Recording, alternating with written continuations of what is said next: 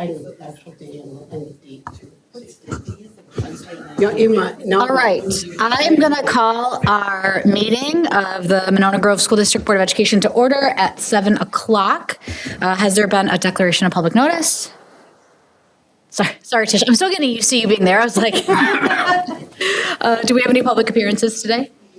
Okay, moving on then to the consent agenda. Can I get a motion for the consent agenda, please? Sorry, I move approval of the consent agenda as presented. Second.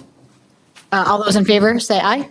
Aye. All those opposed? Ayes have it, motion carries. Let's go now to our celebration of excellence. All right. Thanks, CTE friends, for coming second time. This one's going to work. February is Career and Technical Education Month, so we have invited Greg Benz, who is our Career and Technical Coordinator for the Monona Grove School District. We have some staff in the back that I'm sure will be participating as part of this. So we're going to hand it over to Greg and walk us through the role of CTE in our school district and some of the amazing opportunities that kids are pursuing.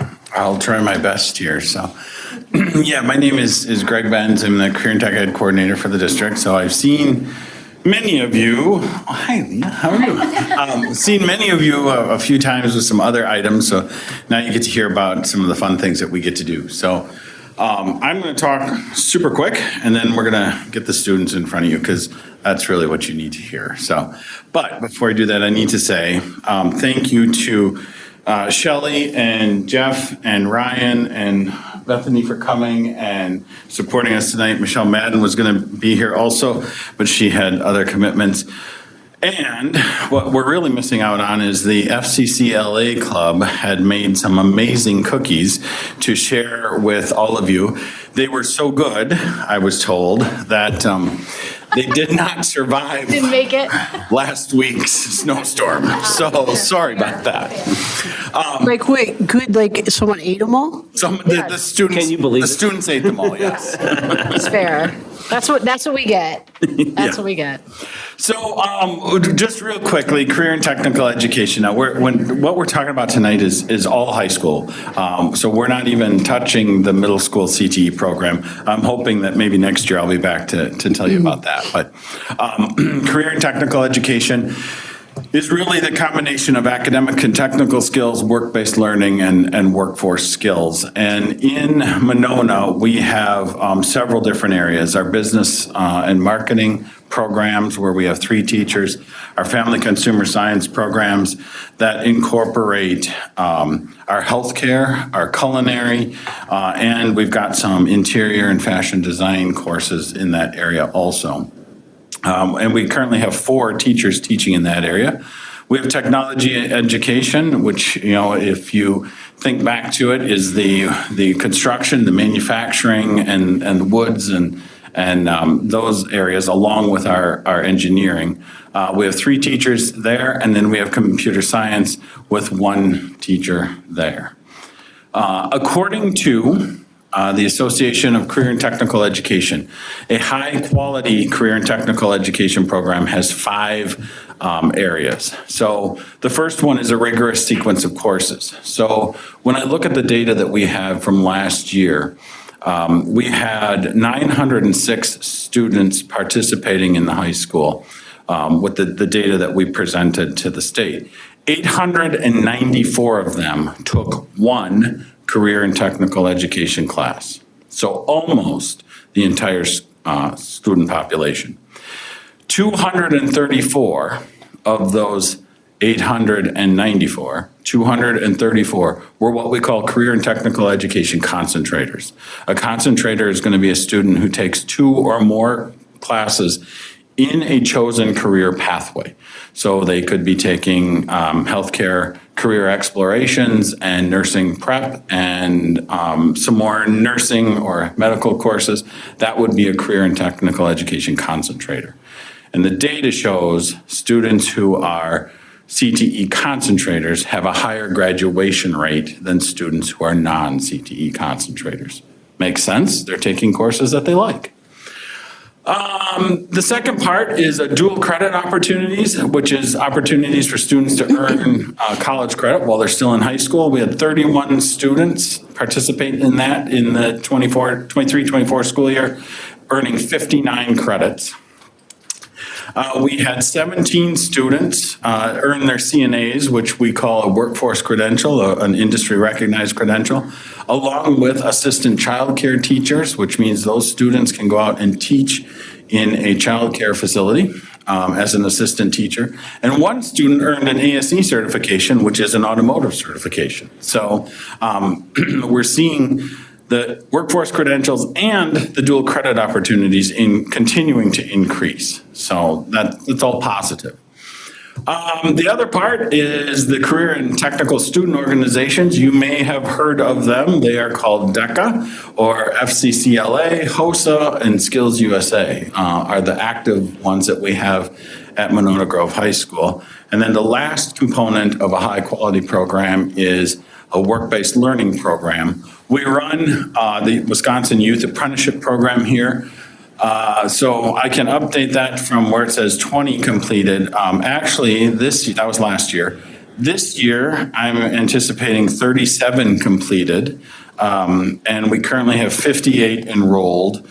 And I'm at 120 some students that I've talked to for next year already. So continuing to grow. So all positive stuff. So anyways, what I really want to do is I want to get the students up here to kind of share some of their experiences. Nancy and Abby are not here tonight, but they were online last week and they were ready to go, so we're going to give them the credit for that. And so instead, I have here tonight Trinity, Dylan, Sydney, and Adele. So do you guys want to come on up and just bring a chair?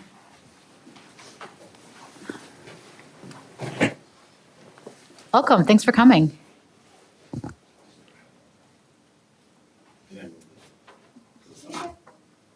Okay, so what I'm going to do is I really, the student panel, like I want students to share their experiences with you. So I have prepared 2 questions for each of them. I'm going to ask the questions and we're going to pass the microphone so that they can give you the answers. And then, if you're brave enough to ask them a question and they're brave enough to answer, and then we'll be done for the night. So first question. Name and what are you doing? What's the experience that you're doing that's got you sitting here tonight? Adele, you get to go first. My name's Adele Welling, and I'm a teller at the Bank of Some Prairie. Hi, I'm Sydney Harrison, and I am a CNA at University Hospital with UW Health. I'm Trinity, and I've taken a bunch of computer science classes, and I did a research program through that this summer. My name is Dylan Stucco, and I work for Affiliated Construction Services over in Verona.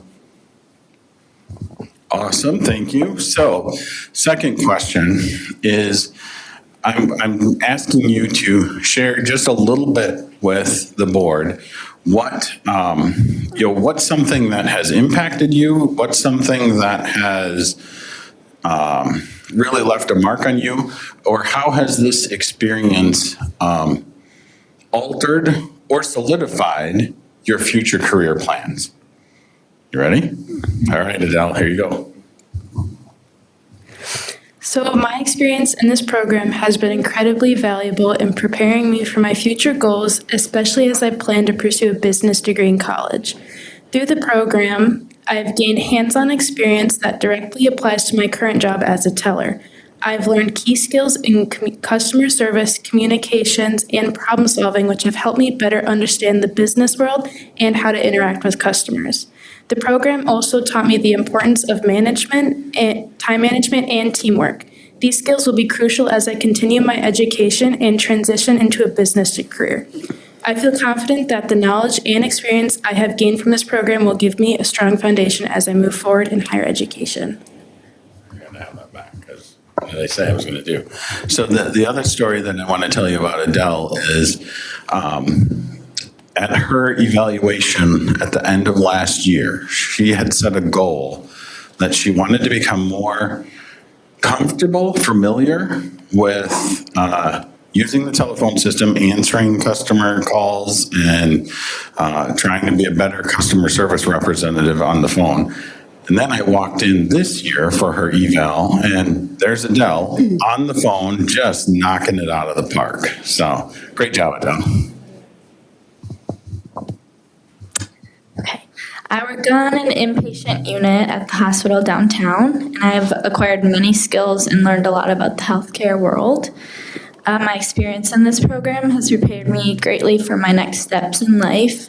And originally I had a completely career in mind, and now becoming a CNA, it has, like, I've gotten to work very closely with nurses, and it's solidified my choice of wanting to go to nursing school. So like I said, this summer I took the skills that I learned through taking computer science classes all 3 years up to now, and I did a research program through a center. It's called the Cambridge Center for International Research, and they run these over the summer virtual research programs. So I took one, and it was like a 17-week course, and it was called Machine Learning for Engineering Design. So I learned a lot of really, really cool stuff about the code and things that we learn, but like specifically how it's used. And at the end of that, I wrote a 14-page research paper, which I can say I never want to do again, but, and I actually just got an email this morning that it made it through peer review for a national high school journal. So I'm very excited. I started this job in the beginning of the summer. I started out with little knowledge, some basic electronic knowledge, little schematic details I knew. But through youth apprenticeship and through that job, I have learned more than I ever thought I would with the job. I've now learned how to read more schematic diagrams. I've solidified my interest in electrical engineering, and I've won scholarships. I've gotten accepted into colleges, and the knowledge I gained is something I could never get anywhere else. I'm glad I could be a part of the program.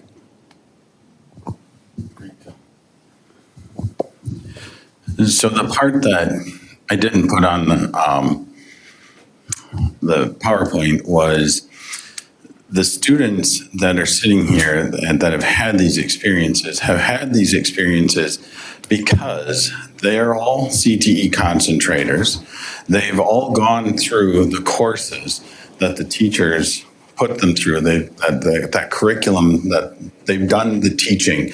This is taking the teaching, the skills that they learned in the class, and it's applying it to I don't want to say real world, the outside of school world. So, all right.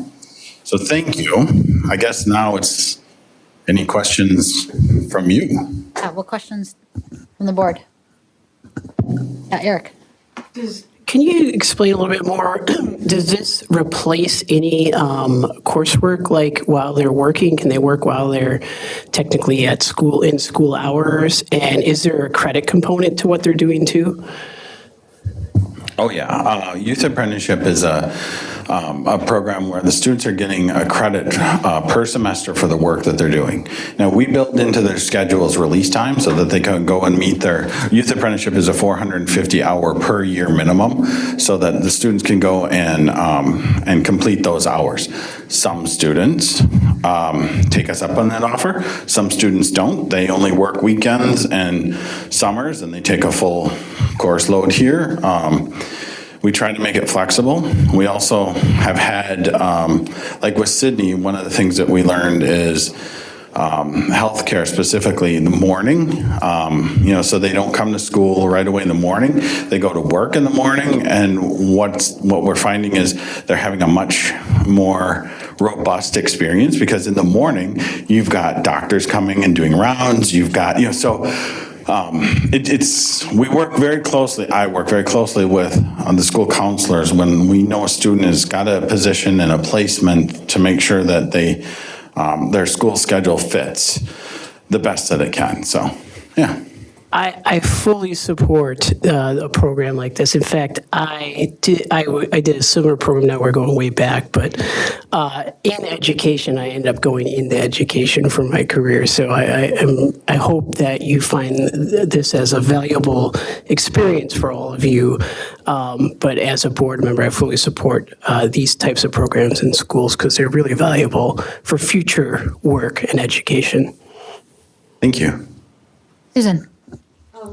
The other thing that I'm really interested in is how you kind of chose your areas, because at one point we actually had a very similar healthcare piece, but now the variety is so broad and so great. And I think about what an incredible advantage that would have been when our kids were here, particularly healthcare. Because back then we had integrated science. We didn't have biology, chemistry, and physics. And so effectively, their only choice was to go to college and take a biology class and struggle and almost fail. And so the areas where we need staff right now, go visit a family member in the hospital and see how long it takes before somebody comes in to check on them, right? And so how do you persevere through those pieces? Like, you kind of pick this area and it seems to be a fit for you, and then how do you integrate your life? Like Greg was talking about, you going to work, you integrate your life, and then this kind of experience.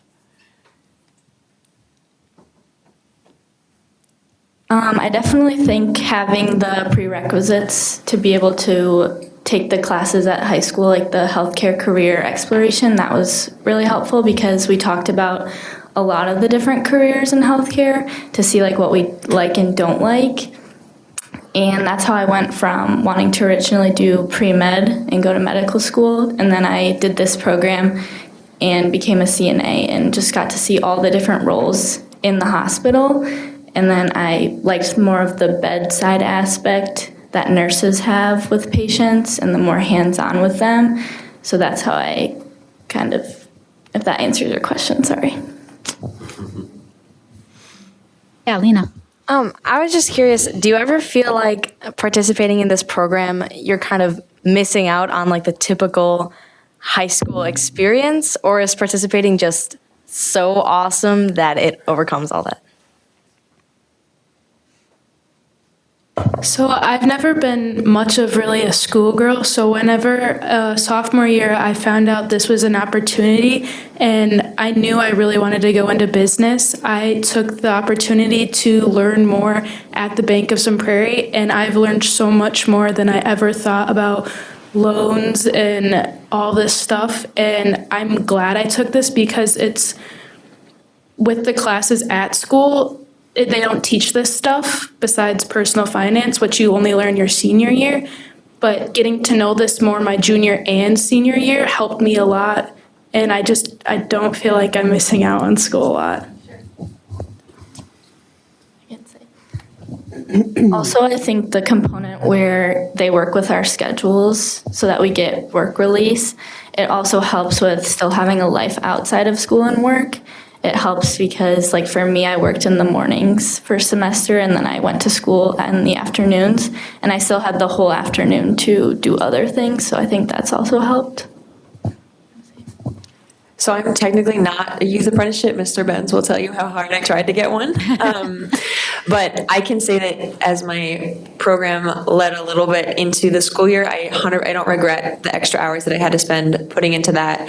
And, you know, the time I spent to ask teachers questions and things like that, I don't regret it. And putting so much of my high school experience into computer science and engineering and things like that, I don't feel like I was missing out on anything. Never once do I show up to work and think, man, I wish I could be in school right now.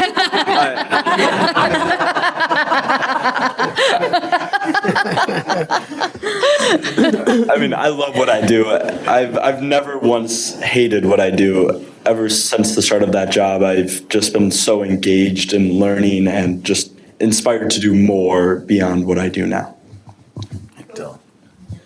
100,000 extra credit bonus points for doing that. And yes, Trinity is in 15 years of doing this, Trinity is one of my greatest failures. She did so much work to get hired somewhere, and it just didn't happen, which unfortunately sometimes happens. So, but yeah, great job.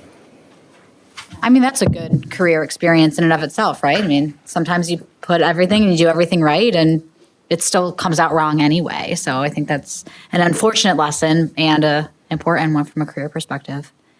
Other questions or comments from the board? Go ahead, Susan. And I'd be interested because at least one of your instructor people is an MG grad. And I'd be interested in kind of their thought about how this program, when you were here, were you able to find this kind of programming, and is that one of the reasons you've committed yourself to being involved? That's you. Sorry, Brian. You gotta come up here, Ryan. You gotta use the microphone, otherwise nobody can hear you. Well, I'm pretty loud. The CTE, when I was around, we had a lot of similar of the traditional classes. Our engineering programs have really grown since my time here. We had what's called co-op back in the day, and that was not the same. What we have now has some teeth. It lets students really experience that job. And I always like to tell them it's just as important to figure out what you don't like as it is what you do. And this provides that opportunity. And Greg does a real nice job of making sure kids get what they need when they need it. And he's been a good team member. $20 will be in your mailbox later. I have a question. Thank you again for coming and sharing your experiences with us. It's amazing to hear. And like Eric, I think the program's awesome. I think a question that I have for you all, since you have been in it and in it for a long time, it's an opportunity to reflect on, hey, this is what I really like about it. And also, as students are coming up in it, here's an idea I might have to make it different, better, more efficient, whatever that is. So I'm just kind of curious, if you could change a thing about the program, what would it be?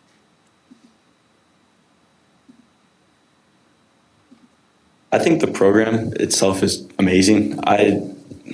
Off the top of my head, I can't think of anything to change, but I will say to the people thinking about doing youth apprenticeship, at least talk to Greg, or just to see what's out there. Yeah. Honestly, I can't express how much it has done for me overall. So just to know what your options are, it will impact your future tremendously. So mine's not really an action that can be taken necessarily, but last year I took AP Computer Science A, and there were only 8 people in the class, and 2 of them were girls. This year I'm TAing for the same class, and it's a class of 22 boys, and there's not a single girl in the class. So that is something that I would really, really like to change, is the outreach that we do, and really just encouraging women and girls to do things like that, because it's not like there's a wall there, but there's no one opening the door that's saying, hey, come in. And I actually did start to see that to change, because we had a student start a Girls Who Code this year.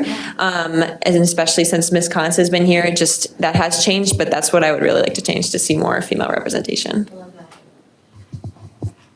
I would just say, to reiterate what Dylan said, just reach out to Greg Benz and talk to him about it, because I think it was my sophomore year. I went to talk to, it was the person before Benz, to just see what the program was about and if I was going to be interested in it. And I was just talking to her, and that really helped to see my options for the next few years. I really wouldn't change anything. I've, again, learned so much. Greg has provided me and my manager a big packet of many things to learn.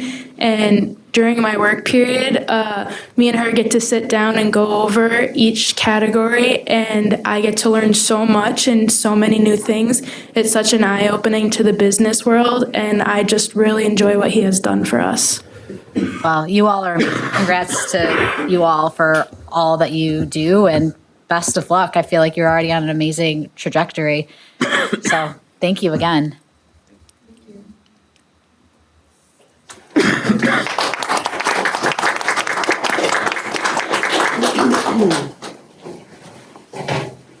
Got that put together in high school. All right. Next up is, keeping on the theme of youth voice, is our student board report. Lena, you are up, my friend. Yes. Okay. Thanks. So we're going to start off strong with the Monona Grove Show Choirs, who had an outstanding run first in Sparta on January. They actually won grand champs of the night for both the varsity and the JV group. And this has not been won by Silver Connection since 2022. And that was our seniors, that was their freshman year. So that was, as you can imagine, a very full circle moment. And we also won Best Show Band, and that was well-deserved. They also hosted Silver Stage on Saturday. Several of us were there. So as you know, it was a very fun event. We had 22 groups perform, which is a lot of people packed into not a very big space, especially the gym, but we made it work. It was led by MG Sings and fabulous parent volunteers, many of whom pulled a 20-hour day to transform the gym and feed the hundreds of attendees. Monona Grove students actually were responsible for hosting specific groups, like decorating their room and showing them where to go. They're also responsible for running the backstage area and assisting with setting up and tearing down. And then with almost constant performances between the main gym, warm-ups in the odd, and solo competitions in the library, spirits were very high the entire day. We also had some alumni come back and MC for the event, and we had a guest appearance from Dr. Frederick and Principal McGrath. And yeah, it was a super fun event. Spirits were definitely high and yeah, well attended. So on February 5th, the high school orchestras were proud to throw a Pet Sounds themed concert. So both performers and young people in our community were invited to come in their pajamas, and the concert wrapped up early to accommodate for some early bedtimes. So the program featured animal songs like The Lion King, as well as a pre-concert craft station and instrument petting zoo. Where kids could like try out various stringed instruments and, you know, try them on and make fun animal crafts. So kids got to participate during the concert by waving the crafts they made and even walking across the stage during the song Teddy Bear Picnic, which was very fun. And I mean, the concert was a very enjoyable event, and everyone could relax and even enjoy some animal crackers on the way out. So next, the band programs, they enjoyed their annual chili luncheon and band concert this month. So listeners ate lots and lots of chili. Ms. Stone, I'm sure you can attest. So volunteers brought in crock pots full of stew, as well as cornbread, sides, desserts, you name it. And during lunch, the high school and middle school jazz bands played their music, which featured several vocal soloists, as well as the high school pep band. And afterwards, the middle school and high school curricular bands played what they've been working on for a jam-packed day of music. Also, the high school jazz bands traveled to Northern Illinois University for their jazz day on February 6th, where they were able to listen to musicians from the university and perform some of their own pieces and receive critique. So, Monona Grove DECA, on the subject of career and technical student organizations, that's a business organization that focuses on service in the beginning of the year, but now has its competition season. They had their preliminary competition in early January, bringing 58 competitors. And this district's competition was at DeForest High School. All competitors did extremely well in their categories, including 5 series champions, earning an auto-qualifying spot to the state competition, which is this weekend, this next week, actually. One of those people, Lena? I am indeed. Congratulations. Thank you. So it's going to be very fun. The chapter actually earns an additional number of spots based on how many people we have. So we're bringing in total, I think, 15-ish. Awesome. Yeah, so it's awesome. And then that's going to be in Lake Geneva for a chance to attend the international competition, which is in Orlando. Okay, so since I pre-wrote the script, one of the schools, this is the next item. One of the school's newer clubs, Litters of Love, did in fact not partner today with Monona Grove Coalition. But we are rescheduling that event, so it will happen. So currently, Coalition is hosting a cereal box drive as part of the Do Good Wisconsin Cereal Box Domino Challenge. And all of the proceeds will be donated to local food pantries and hopefully will help MG win the statewide competition. Recently, Environmental Club collected... Oh, please do. Is there anything that people can do to help you guys get to that point? Like bring in cereal boxes? If you got unopened cereal boxes laying around, we will gladly set up a domino course with them. There's a box near the main office if you are willing to contribute, but that's not the purpose of my report. Just got to be safe. But Environmental Club, in addition to instating those compost bins that I talked about last month, those are now in the school, but they also hosted a electronic waste drive, and that collected around a bucket full of e-waste, and that, instead of going to the landfill, went to be recycled by File 13. And also this weekend, Project Unify and DECA, they participated in the Polar Plunge together, plunging into the icy Yahara River last weekend. I did not participate. The students, they were part of a fundraiser to support Wisconsin Special Olympics and 6 jumpers from MG. So instead of hosting a winter formal dance this January, the sophomore class officers decided to lead a finals week celebration instead. And so the celebration included self-care snacks during testing, movies, and dogs to let the stress out, and even topped it all off with donuts for everybody. Now, moving on to sports, the girls' basketball teams recently celebrated Teacher Appreciation Night, inviting the girls' favorite teachers to come watch the home game against Wanakee, and players walked across the court with their chosen teacher and gifted them a box of chocolates to show their appreciation.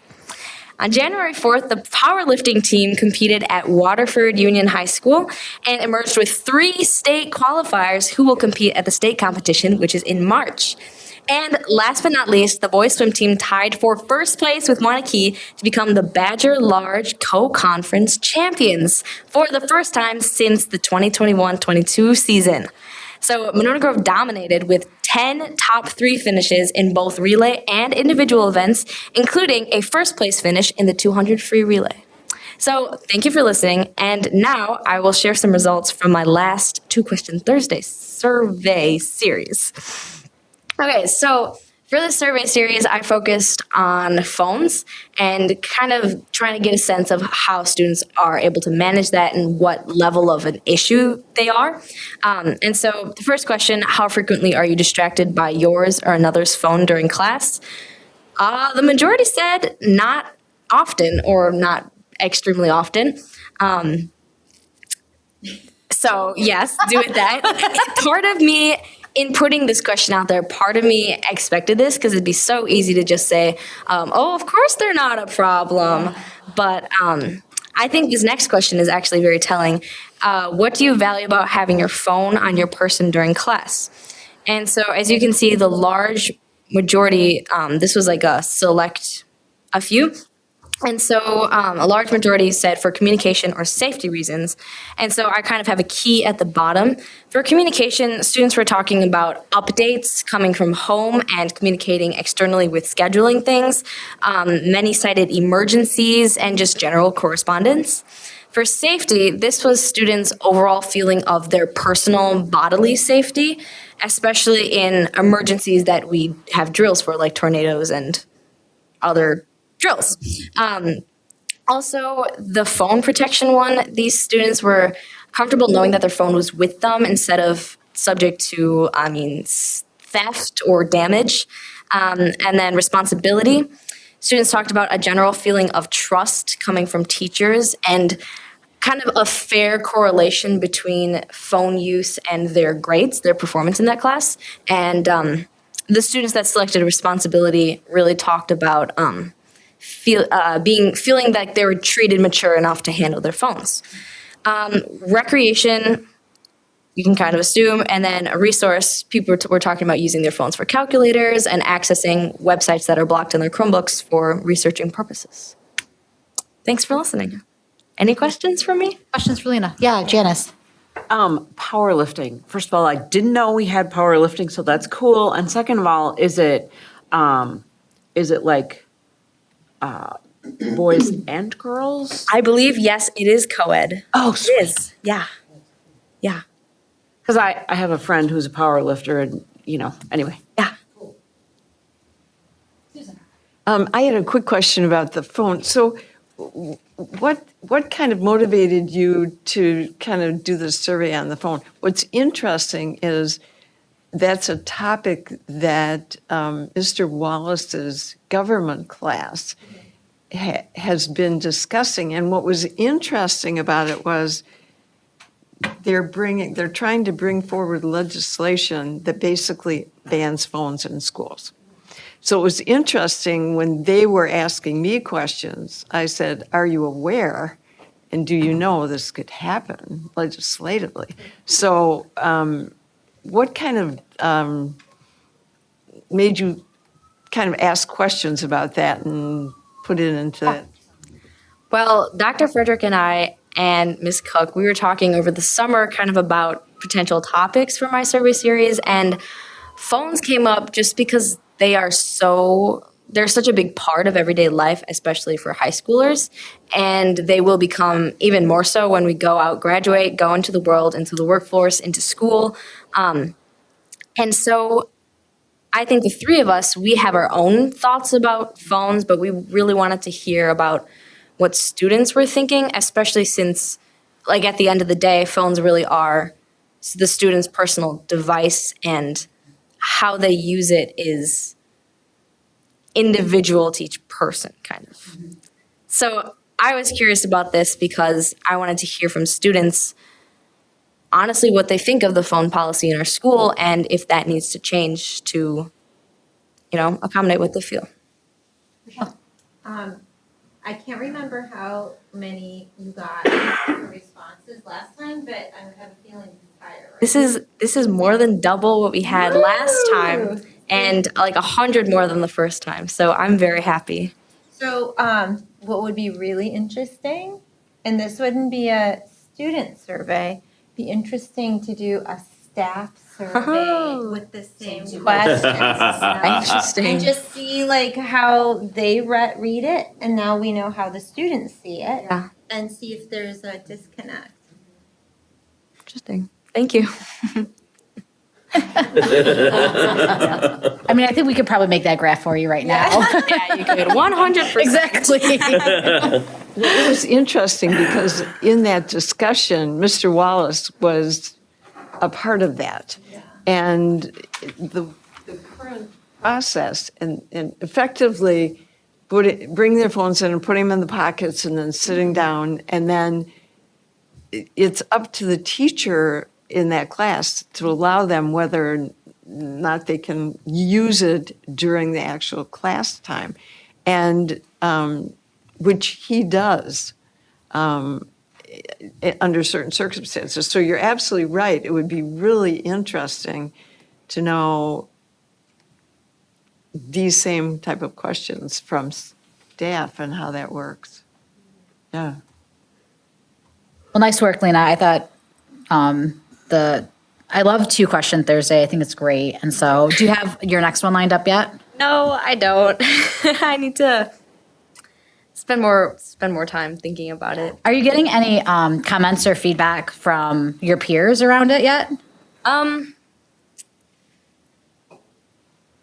Not really.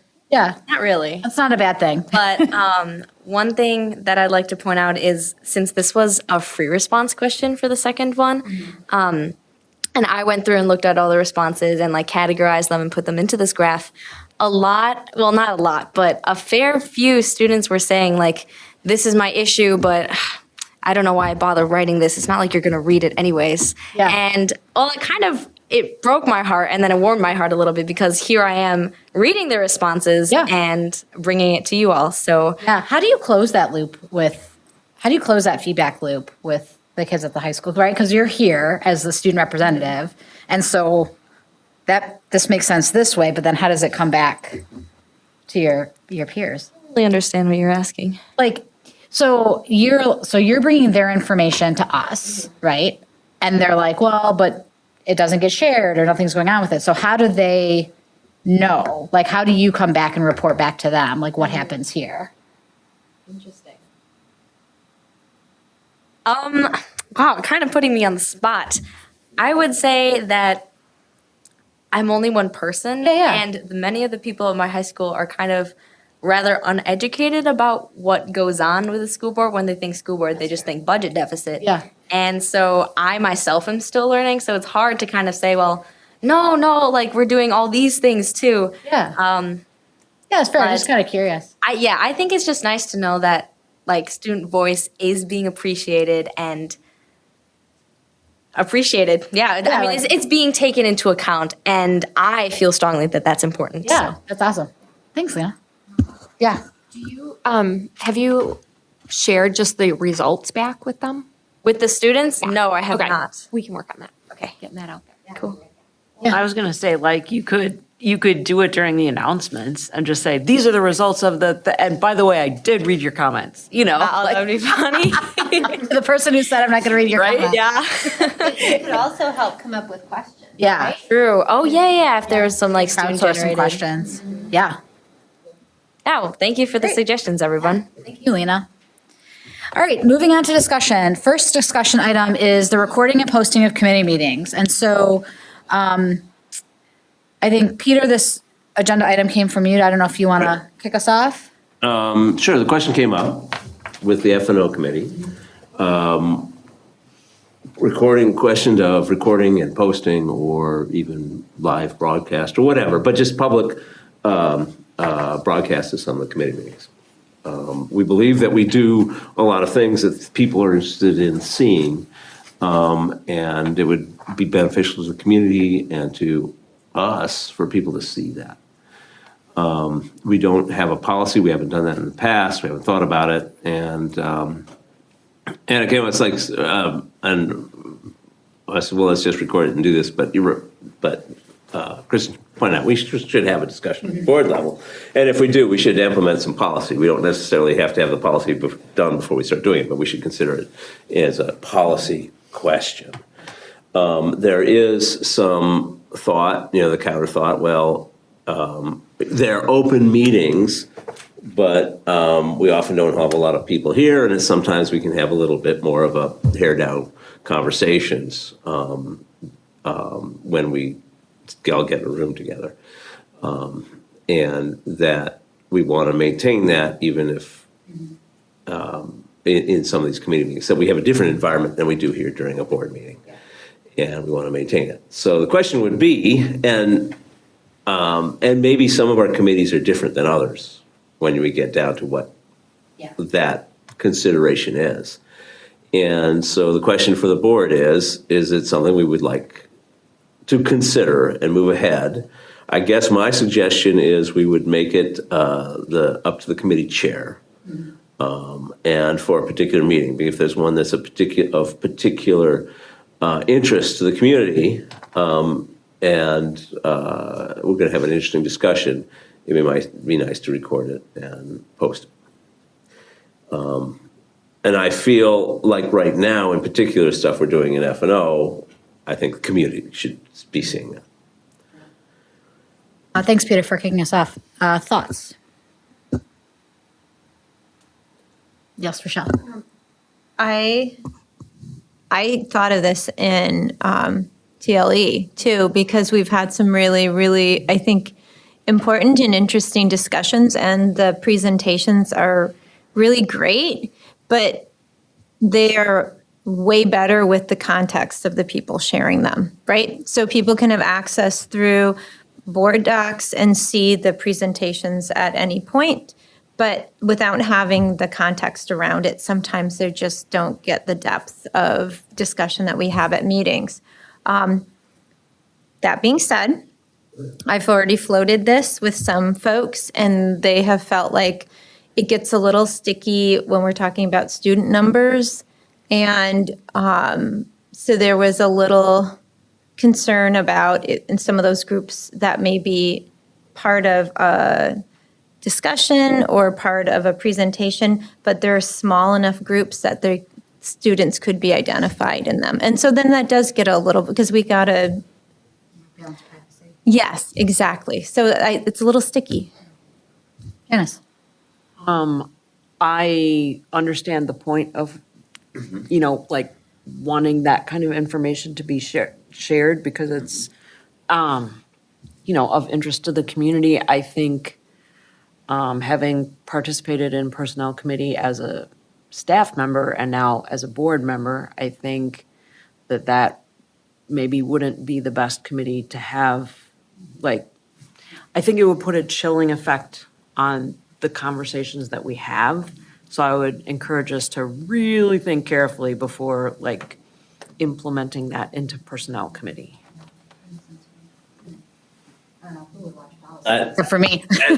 And I agree entirely that it isn't appropriate for all of the forum, and probably not even most, but there might be some where. Yeah. Not opposed to it in general. I just think in that one particular committee where people are bringing concerns, that maybe isn't the best thing to have live streamed.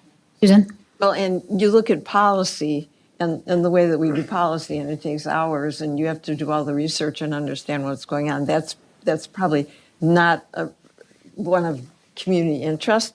But right now, in building transparency for the budgeting, depending upon how Tanya and Kristen would feel about this, I think doing the Operations and Finance Committee is a really good idea. The presentations are excellent, and they are really good, solid information for board members to hear.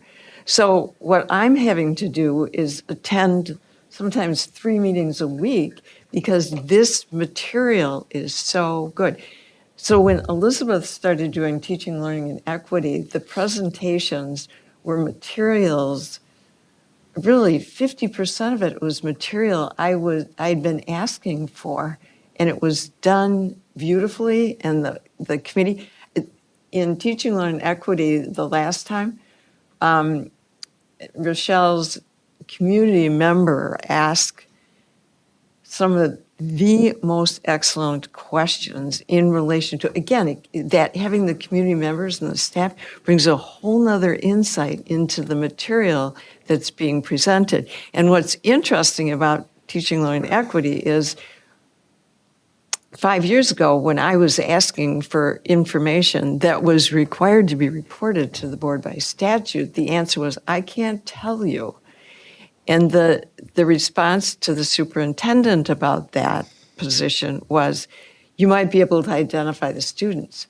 So we only have 1 or 2 or 3 students in the advanced learning program. So, these were numbers that under DPI we're supposed to get. So it's a funny balance. And I understand that balance of, particularly with the teaching, learning, and equity, but those are all presentations that would be totally appropriate to be given to the board in a public meeting where people could watch it. So that may be a piece that you use, but wanting to build huge transparency in the budget process right now and the way this board has gone with the superintendent and our assistant superintendent to get that information out to the public. If the board felt that it's appropriate, that would be another step that we could take to building transparency in the budget with the community. And we also have to ask Will about the staffing of that. Well, we wouldn't, I suspect we wouldn't live stream it, we would record it, right? So the logistics is a problem, and I don't think normally we would do this, but when you do a Zoom meeting, when you do a virtual meeting, for example, it's very easy to record it and then post it later. Yeah. And that's a trivial effort, and I don't want to make anyone work for anybody, but if there's things we want to do, and then And there's also, I think that we'll get cases where we want to do a special presentation, that the idea is to get it out there and get this information posted. And we want the option to be able to do that. No, right now, we don't even have the option to do that. So I guess, to me, the simplest thing is to make it at the discretion of the board chair in consultation with, Yeah, let's talk about that. But before we move to that piece of it, Eric, do you have a point of view here? Or No, I thought, doesn't matter to you, or? I have any comment? Okay. I am curious, folks' thoughts around leaving it up to the discretion of the committee chair. I'm of two minds about it. On the one hand, it makes sense, right? Because you have a person there that's appointed to be the head and the leader and the decision maker. I think the other side of that, or the potential problem that causes, is that you're leaving it up to a person to decide what's in the public interest, and I think that is inherently problematic. And so I'm curious other folks' thoughts on that. I think my initial point of view is, if we're going to record, like, let's say F&O committee, then we record F&O committee, and we only wouldn't record it if there was some exception. But I'm curious other folks' perspective on that. But can I just make one thought about that? The problem with that is that if you say, well, this is always going to be televised, then we always have to have the technology available to do that. And that might be a problem. Right. And we might only have at certain times the technology. That would be the caveat. Yeah, no, that makes sense. Other thoughts on, if we're going to record a committee meeting, then it would be up to the chair to decide. Yeah, go ahead, Tanya. So if you meet in person, how do we record? Well, we have like the meeting owl, or you could just do a Zoom meeting anyway. I mean, we have the technology. That's pretty straightforward, I think, right now to do it. So long as we're not live streaming it, right? If we're just recording it for later broadcast, that's one thing. If we're live streaming it, that's another. So, is there any concern with? Hi, Kristen. Hi. Sorry, I didn't realize that you were on. You just sort of appeared as a disembodied voice. Yes, yes, Kristen. I'm just wondering if there's any concern with, if we record some and not all, and if we'd ever be accused of, oh, you didn't record this one and you recorded that one. And the other thing to remember is that we have to, hold these as a public record. So there's storage issues as well. So those would be just the two things I would say that we should think about. Yeah, I agree, Kristen. I think that's a really important point to consider. They are all public meetings. And I understand the first objection could occur. The response is, well, it was all a public meeting. They were all public meetings. And I would say we could cross that bridge when we come to it. If there does come a complaint about that, then we worry about it. Because I don't anticipate that being an issue. Because we're trying to increase transparency. I mean, it'll come up. I'm not concerned that it will come up. The question is, in the weighing the pros and cons, how do we feel about our response when it does come up? So just a couple of thoughts. I do appreciate the thoughts of storage, right? So if we're recording and storing all these meetings, but also I'm wondering if it's just, if with that new year, with that committee chair, if they say, this committee is committed to making meetings available, it will be recorded, and unless there was an issue with the grouping size that maybe have some people that could be identified, those would just be recorded but would be off access unless at some point somebody had a specific reason to be able to see it. I mean, and then that could be something said on the website as to, this meeting unfortunately cannot be shared due to. Yeah, I mean, anything that would be identifiable, we shouldn't have in any open meeting. And so by not recording it, I don't think that. Well, I think it's still an open recording it, meeting. right, And so there could it'd be people still in be the audience. recorded.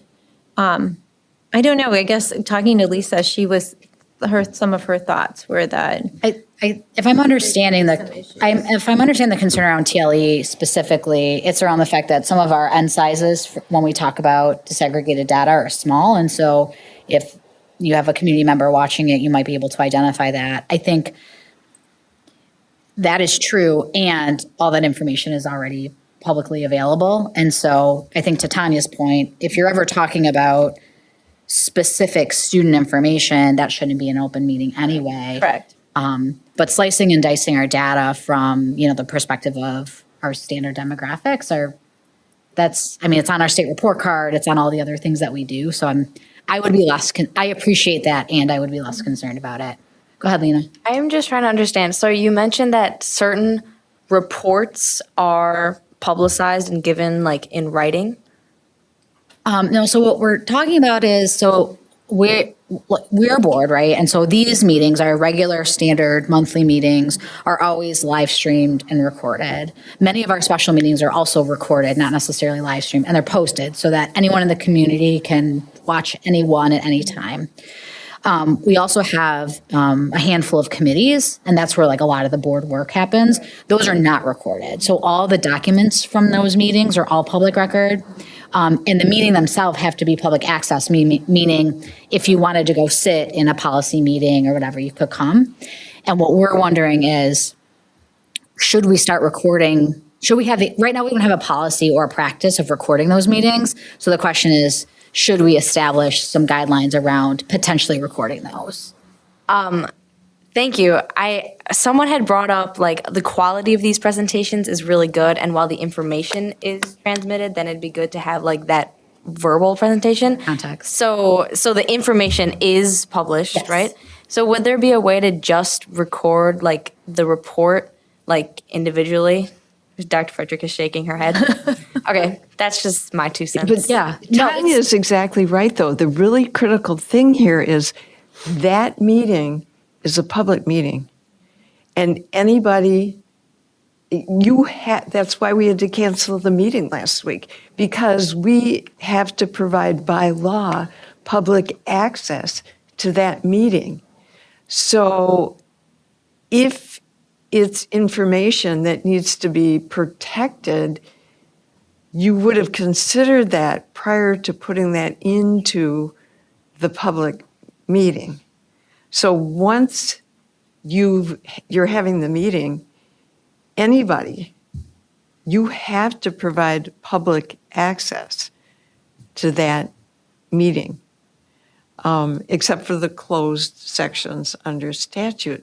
So if the board decides and supports recording them, all you're doing is capturing an already public meeting to be watched at a later time. I appreciate your thoughts there, Lena, and I think that if committee meetings ran similarly to board meetings, it would actually be really easy to be okay, this is the presentation portion, and then this is the discussion. Committee meetings tend to be more fluid than that. It's more like a typical business meeting. You want them to be. Yes. You want them to be flexible because you want to work there. Yeah, that makes sense. Yeah, so you wouldn't be, they're not quite as Right. formal, I would say. This is the On presentation. the other hand, So, good. On the other hand, there's a lot of good things that go on in these meetings, and that I think, and we talk about reaching out to the public and communication and transparency, and it just seems to me that this is an opportunity, and at least we should try it. Yeah,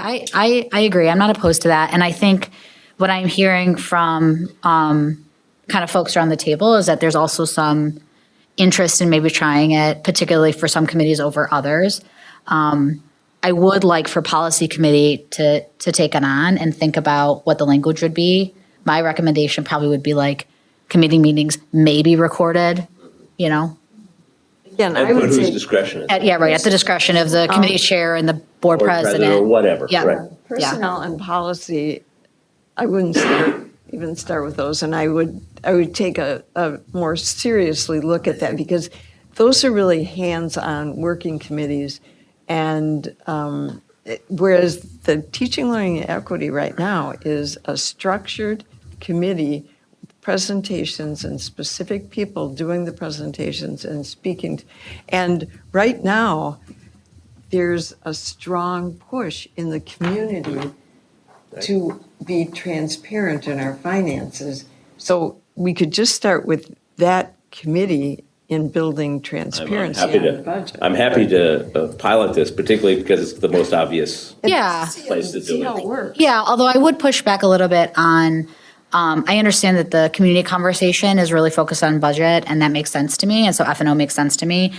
And we need more community involvement on teaching and learning too, and curriculum. And so actually the logic of what you say, Susan, in my opinion, applies to both, because both are equally important, even if the community conversation is more focused on budget things. But either way, I think it's a great place to start. It makes sense to me. And so kind of while we're working through that, if policy committee wants to take on kind of what, I would like it to be formally documented in our policy though. And so if you all, I don't know when your next policy committee meeting is, Susan, but if you can kind of take your group and think through some language. In the meantime, Peter, Eric, unless you have anything else to say, I'm good. I mean, and I think the policy meetings would be of great help to the members of our community who have trouble sleeping. Hey now. Hey now. For all of us policy wonks, be nice. Policy to me feels a little different too, because we have multiple discussions about the policies here, which is a little bit different than how community share out. So, okay, that sounds good. So would it be helpful if, from a policy point of view,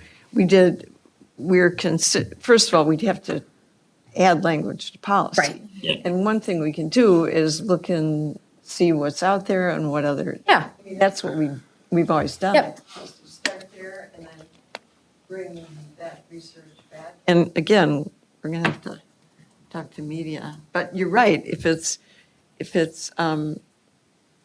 Zoom, then it really isn't much. All right. Does that sound okay to anyone else or everyone else? Okay. No significant objections. If, as we move on between now and kind of the next time we meet, if something comes up or you have concerns, just let me know and we can talk through. All right. Next up on the agenda is the summary of key findings from the budget reduction survey. Yeah, so what you will find is a survey results that we worked with the MGEA on asking questions of the community and the staff to really give us ideas around ideas for what would be areas of possible reductions, but then also as equally as important, areas that are of strong importance and that we wouldn't want to move too far away from. So what are things that we want to protect?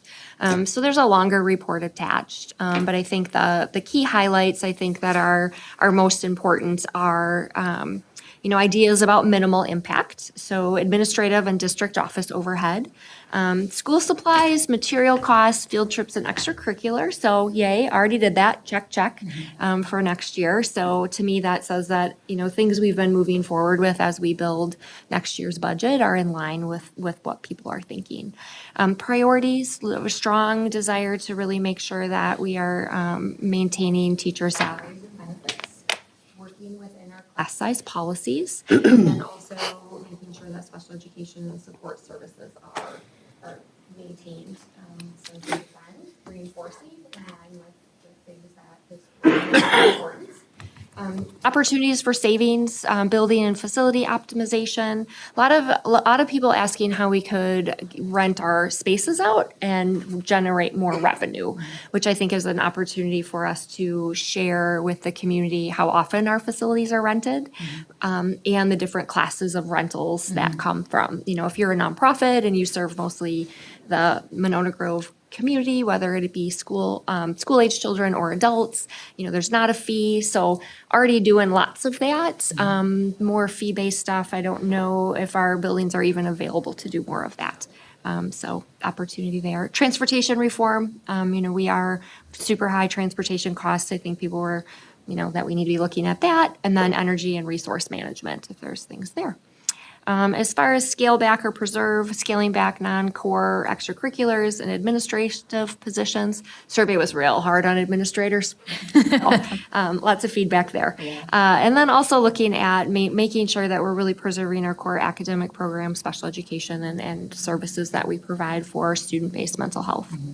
Long-term planning, again, facility rentals, scholarships, fundraising, and then community involvement and just transparency efforts. So continuing to make sure that as we talk through these things that we have a level of transparency. Future actions, again, administrative cost reductions. There's a theme.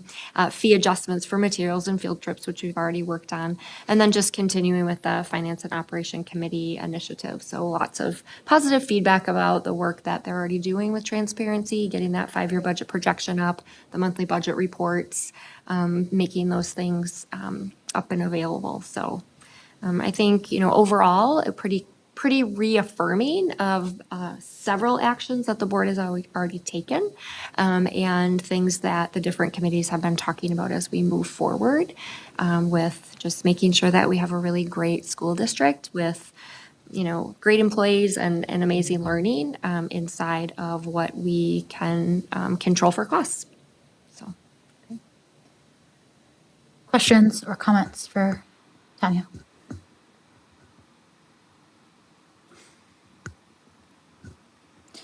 Thanks for sending it out. I mean, I think that getting feedback is good and important. And nothing is feels glaring or surprising. But I am glad to have voice from community and from staff. Peter. This is just a comment that goes along with that. This is some of the wonky stuff I do. This is for every school district in Wisconsin, now the amount they're paying per student for administrators.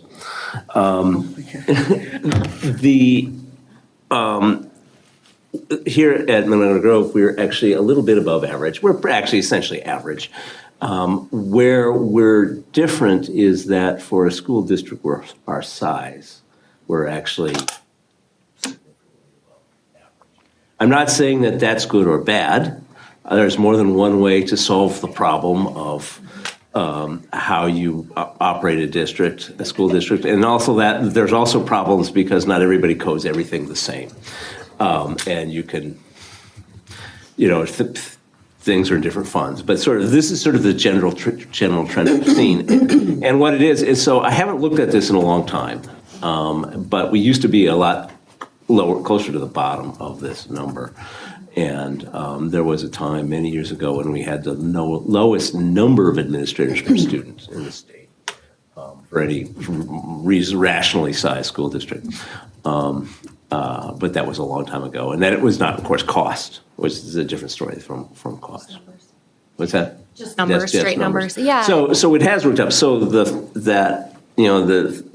it looks like there may be an opportunity there if we can look at, and it plays into some things we're going to talk about a little later on tonight.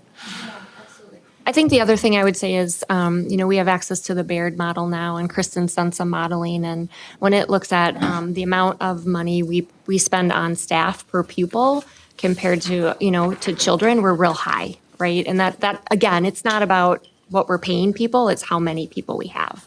And so we're on that higher end across the board of adults versus child ratio. Right, and we know that. We know that we have a high adult-to-child ratio. Low adult-to-child ratio. We have a lot of adults for very few kids. Yeah. Yeah.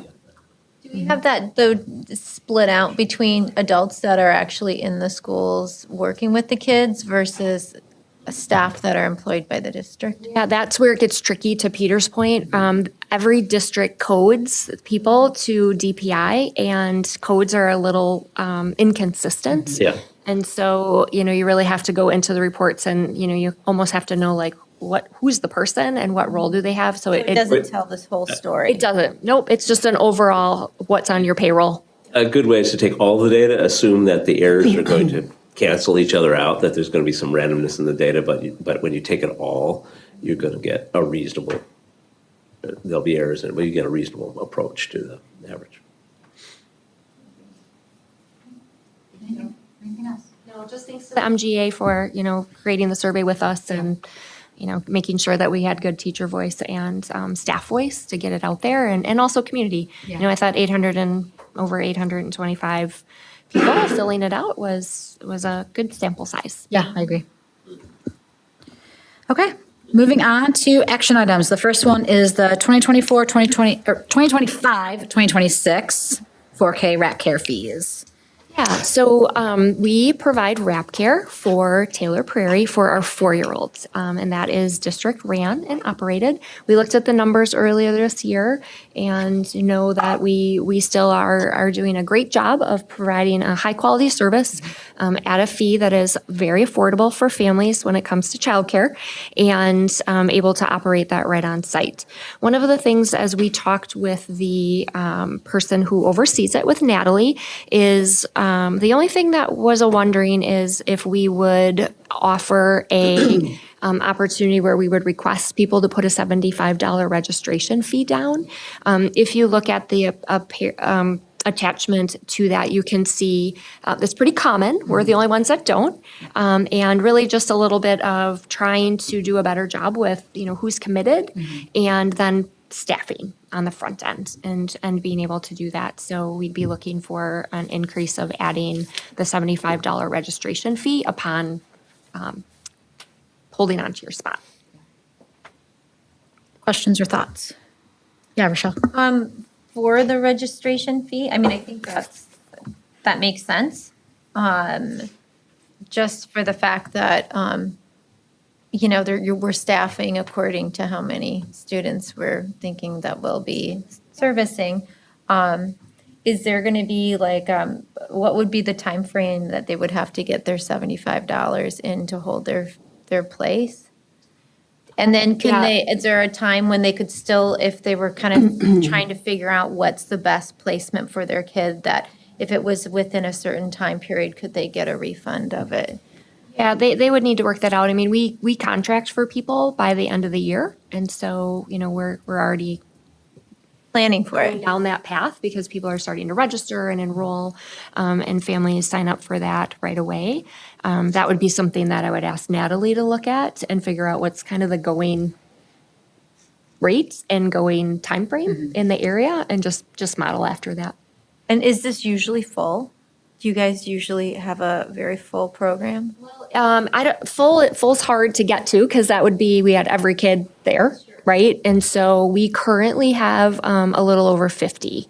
So about 25-ish in the morning, during lunch, they're all in there together, and then about 25 in the afternoon.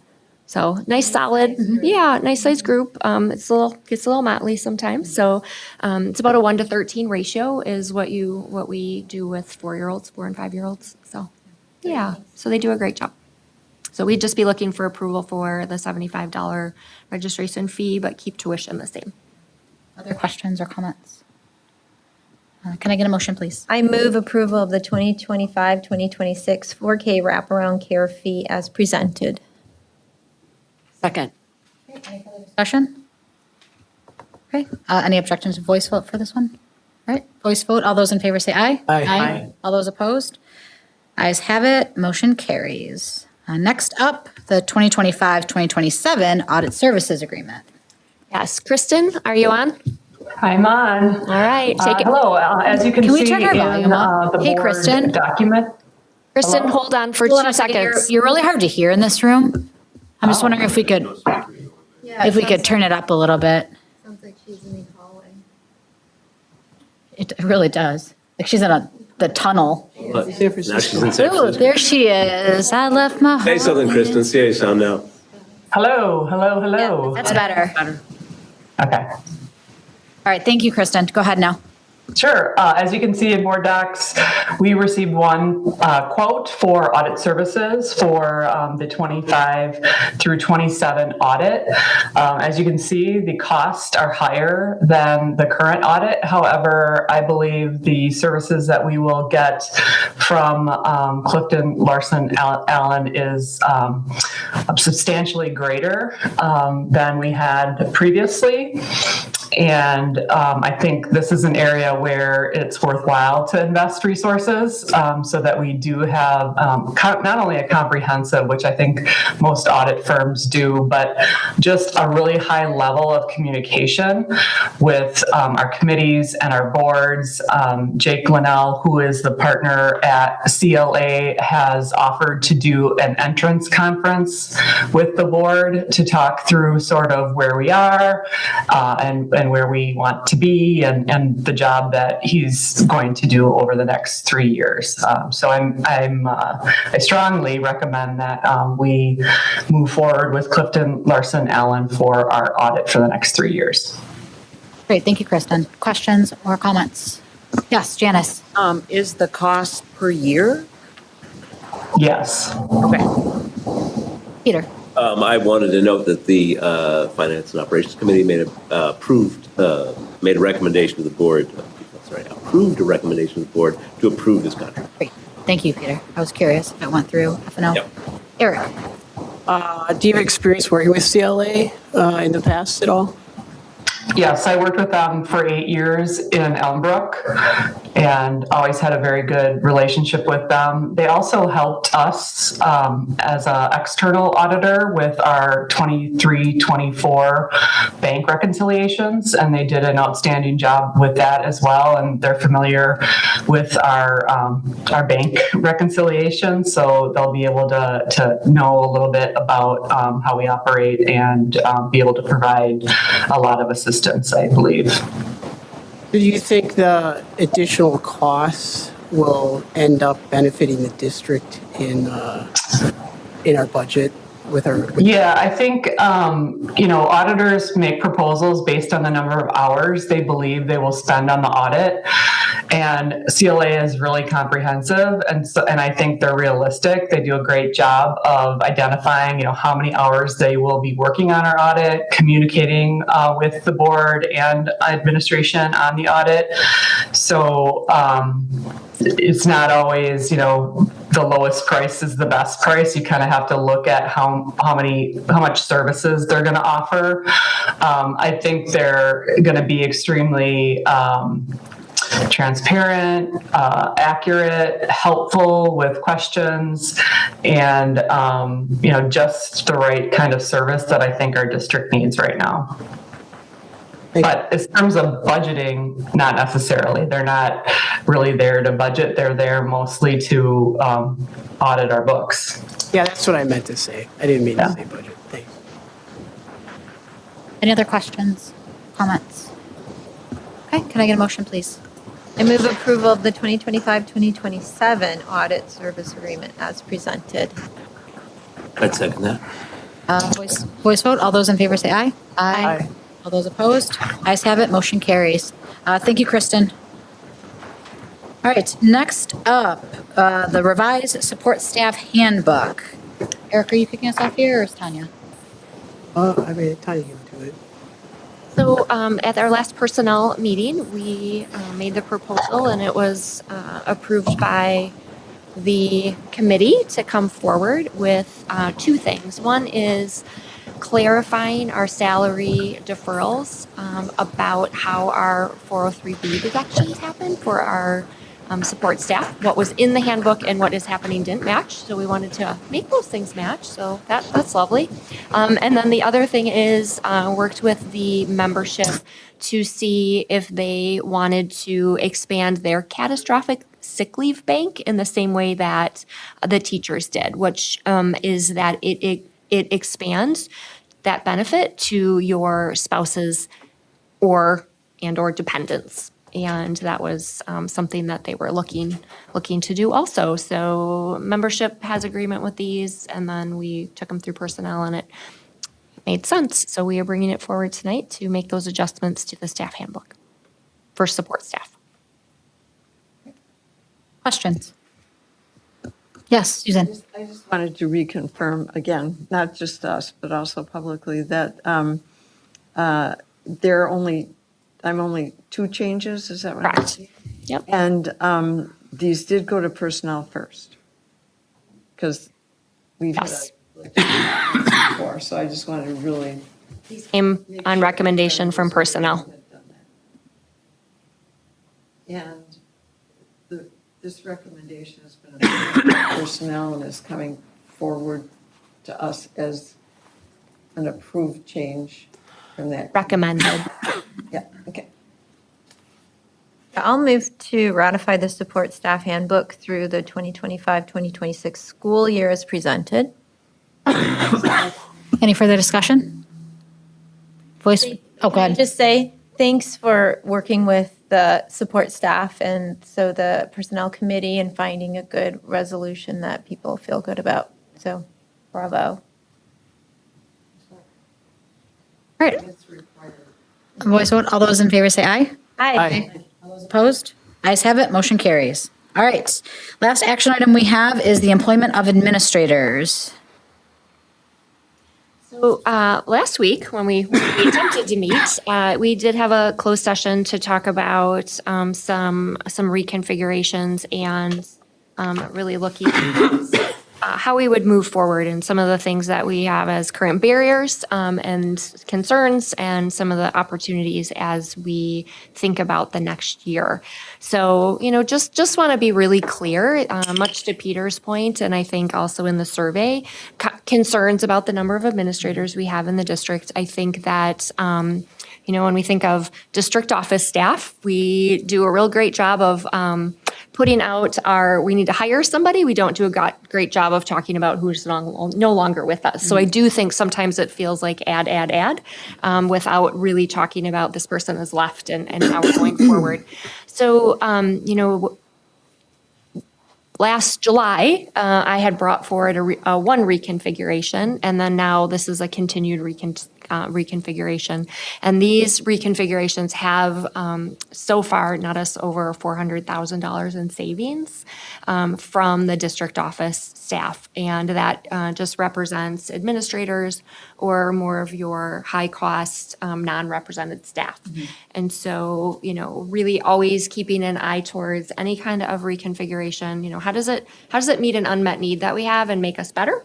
Because really would love to have less people that are doing great work. So in this proposal, there's a couple different things that look at. We currently operate under a curriculum instruction and a student services, two separate kind of sides of the house.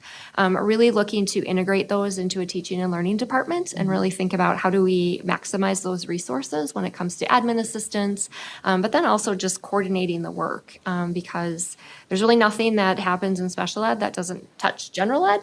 And general ed should always be thinking about how are we meeting the needs of kids that have diverse learning needs in our schools. So looking at that, also reducing some redundancies, flattening that leadership structure. So as our director of curriculum instruction is retiring, we currently have a structure where we have one 4K-12 director and 2 coordinators, a secondary and an elementary coordinator. So in this proposal, what we would be doing is we would be eliminating the 2 coordinator roles and hiring 2 directors, one of 4K-5 and one of 6-12. And that would allow us to have each director really have a focus area. There's a rare human that has spent a lot of deep time in that full gamut of thinking about what do you really know about early literacy and then what do you know about CTE. And I think that it's an opportunity for us to, we studied some of the surrounding districts that have moved to this model, got their feedback. They really have felt like having the director, not having someone between them, and having 2 directors being able to be in the buildings more, which really, having that visibility is very important to our principals and our teachers, and just thinking about how do we not have so many layers because we end up doing a lot of duplicating work. So that would be the first proposal as part of this.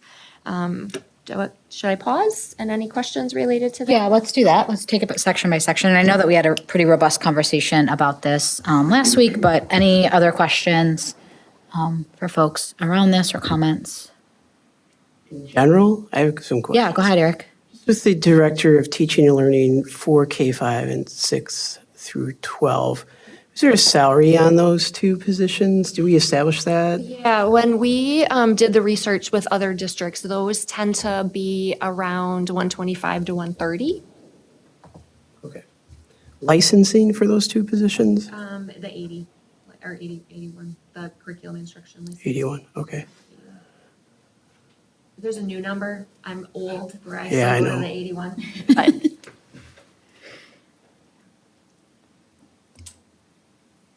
And then how does that get, in just looking at the Director of Instruction, eliminating the one overall position with those two, how do we get, with 125 to 130, how do we get a decrease of 97,000? Because it doesn't seem, am I missing something with the numbers there? so we had three employees, and so when you have their salary and benefits, and then we go to 2 employees. We had 2 curriculum and assessment coordinators before? Yeah, Okay. so we're going from 3 to 2. Okay. Yep. Then I just want one more comment. Yeah, go for sorry. it, Eric. No, it's all right. The I know the you're only gonna other go there, comment so- I wanted to say is the organization chart, how you have it lined up is I like that the Director of Student Services reports directly to the superintendent. I think that's important. I don't like it when districts have them report to curriculum and instruction, so I would like to Having keep it. been one, I agree. I would like to keep it that way. Yeah, 100%. Yeah, I think those are very equal positions. Yeah. And they need to be working in tandem, because both of those roles need to support each other and be making collaborative decisions at the table together. Other comments on the restructure for teaching and learning? I'll just Yeah, go hop in ahead. real quick. And I do appreciate having specialists in those early learning and advanced or older learning strategies, because I think that you can't know it all, right? I mean, you got to have some areas of expertise to really dig in. So I think that's smart. Yeah, we did a survey of staff, really, like, what are you looking for? And, visibility and somebody that's worked at my level, right? And so I feel like this gets at both of those, where people, if you have less buildings that you're trying to get to, there's more opportunity to be there, and you're going to have a deeper level of experience. Now, obviously, these two are going to have to really work together, because there's, reading runs the gamut, but I think that that is a very doable expectation for us to have. Yes. So then, that was my next question, which is there are some departments like reading or like music or art or PE that go like 4K12 and, so they would just work together on that? Yeah, I think, that's been my past experience, like working together. Somebody might take more of a lead.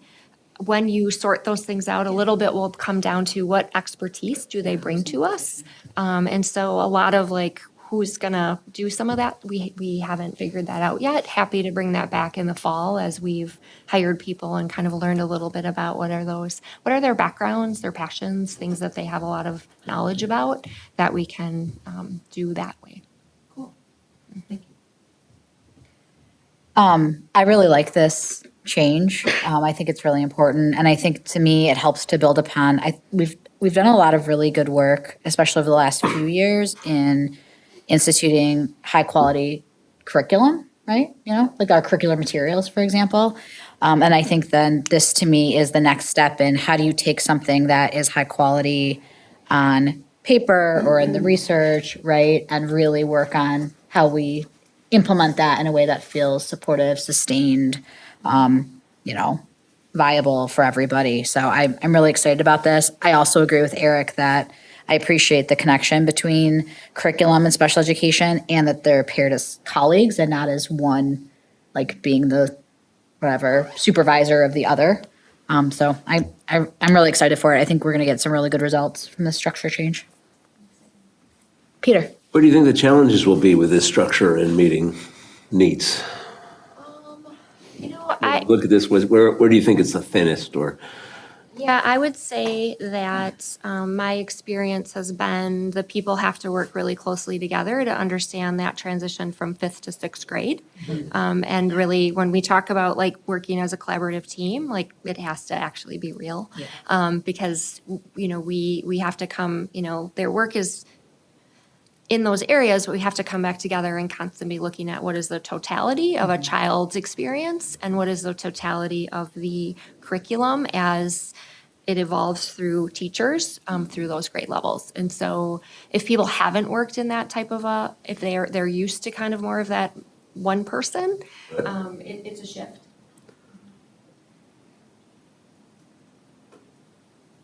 Eric? Two things. One, is the workload, it seems like the workload transferred pretty significantly to the deputy superintendent with encompassing a lot of roles.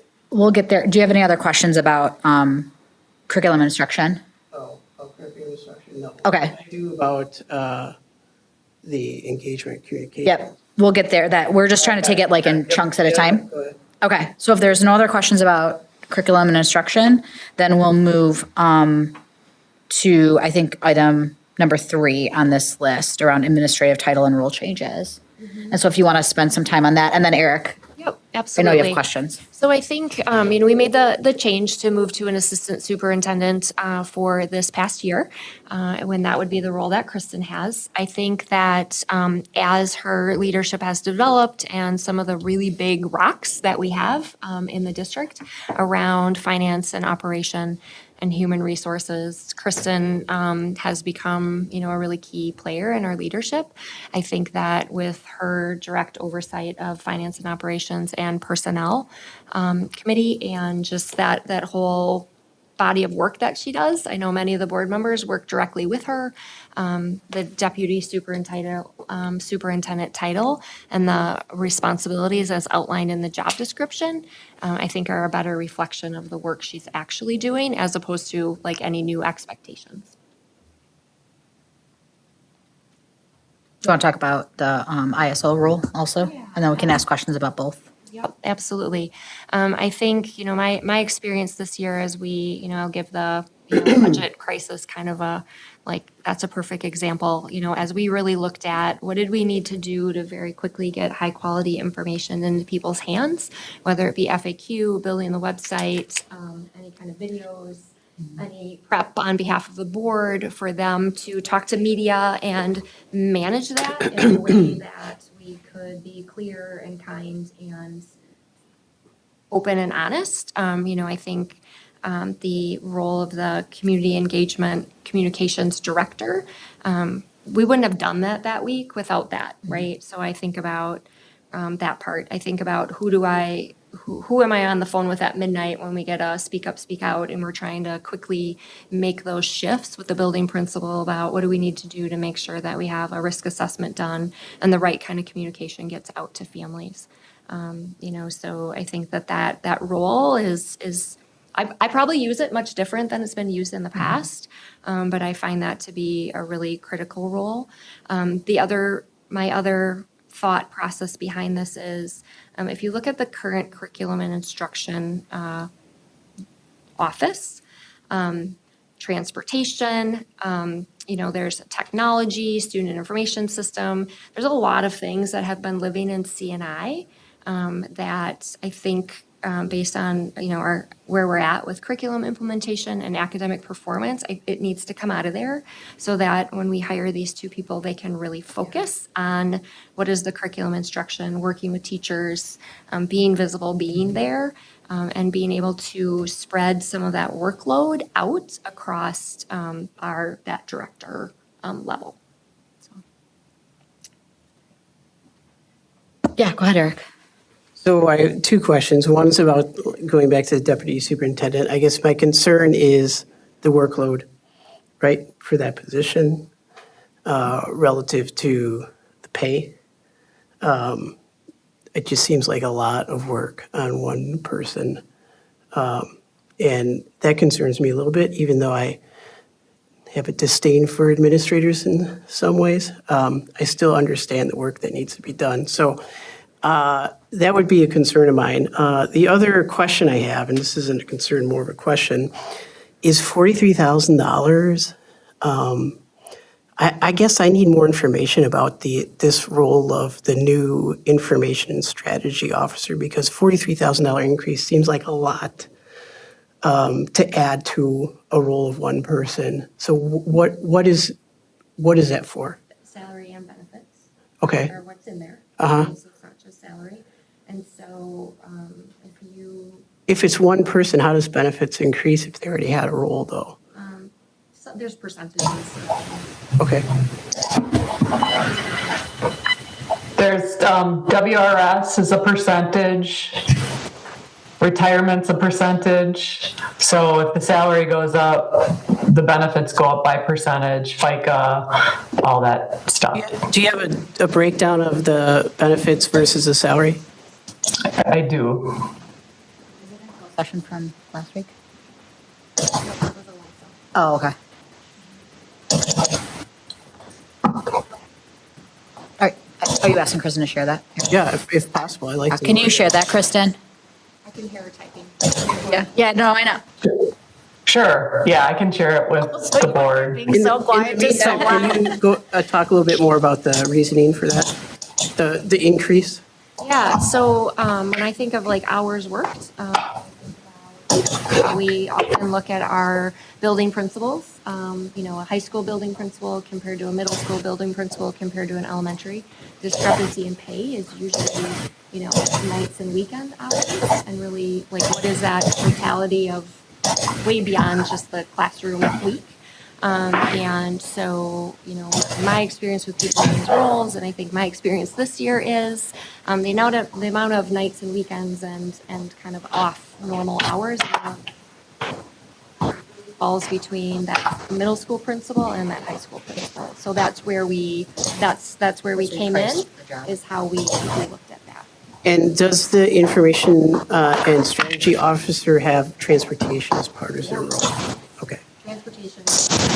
And that is an added All added. part? Yes. Okay. Currently, the I'm not gonna say only because it's huge, is the communication. So we would be adding, what are those things that are really the family experience, right? We're a loud type. Kristen, it sounds like you're riding a horse. Oh, I'm sorry. Just like galloping. I'll mute myself. Transportation, and what was the other one you were saying? Hold on, I got my list here. I know it's information and technology. I'm not concerned about those. Okay. Yeah, transportation, technology, student information system. Okay. Are the three major ones. Okay. I think other things we've talked about is just that deep desire to have a much more robust community engagement, like strategy. We had some really great school safety meetings this last week that Katie, put together and, really promoted those and worked with Asher to bring those to life. And lots of comments from families about, this was really great. It's good to come together, talk about these things. How can we do more learning together? So I think that are opportunities for us. So. Other questions? One of the things I do like is this deputy superintendent, where it's hard separating out the educational functions from the non-educational functions. There's districts have got a lot of things to do, and what we need to do is focus on our core. And I think there's a big advantage to taking everything that's not education related, putting that someplace else, and letting you and your team focus on learning. And I think, Eric, to your point, looking at some of the roles Kristen has, the roles I have, trying to get some of those other things out of curriculum instruction. I think we need a role that's got a high ceiling and can take on those things and work with everybody on how do we make sure that those things happen. Susan.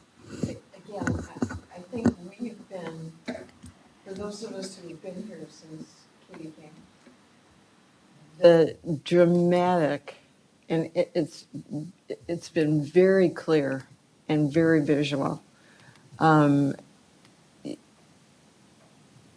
improvement in communications. And I think Tanya's exactly right. if you were at the safety meetings, the one at Winnequa and the one at Taylor Prairie, again, the oversight, the involvement, having somebody kind of in charge, both Tanya and Katie were there doing that, but it's impressive to see where we've come and to basically what you're doing is adding clarity to a lot of what you currently does, and then using the word technology in addition to all of that. I think it's a very, very good job of recognition of not only where we really are, because I don't think we did that well before. We just sat back and said, oh, that was really nice. But I think that lays it out really extremely well and then says, this is where we need to be, not just where we want to go. This is where we need to be, out in the buildings. And part of it is our new superintendent, and that's definitely a very important part in that position for that person. But you have that full support of Katie's department and communication, making it full community rather than just going out and being in a building. I mean, it just adds that piece, and it's impressive to watch. I mean, if you were at those meetings, I thought, oh, we always knew she did that, but to watch it is impressive. Yeah, I really want to commend you, Tanya, for this proposal. I think it's incredibly strategic, which I think is something that we are in desperate need of. I think we're going to see huge returns for student experience, family experience, and staff experience, and curriculum and academics. And you did it and found a way to save us money. And so to me, it's like you can't, like, to me, like that's the best intersection of efficiency, strategy, cost savings. And so I just wanted to commend you for your leadership and your, kind of forward thinking to Susan's point and being able to put something together. And I'm really excited. I think we're going to see some great results next year. And I would just say, I think as we build the staffing plan and bring that forward in March and look at, how we're staffing the buildings and things, we still have more opportunities at district office about some of those restructures. So this isn't, I don't want anyone to think that this is it. We have more to do, and that will come forward in March. Yeah. Perfect. Great way to start, though. Kristen, did you get the salary benefits? Maybe she's not on. She's muted. Huh? She's muted. Oh. Hello? Oh, there she is. Did you have a question for me? Yeah, did you get the salary benefit?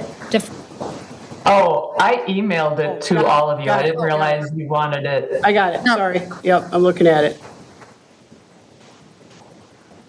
All right. Okay, thank you, Kristen. Did you have additional questions, Eric, about that? Yeah.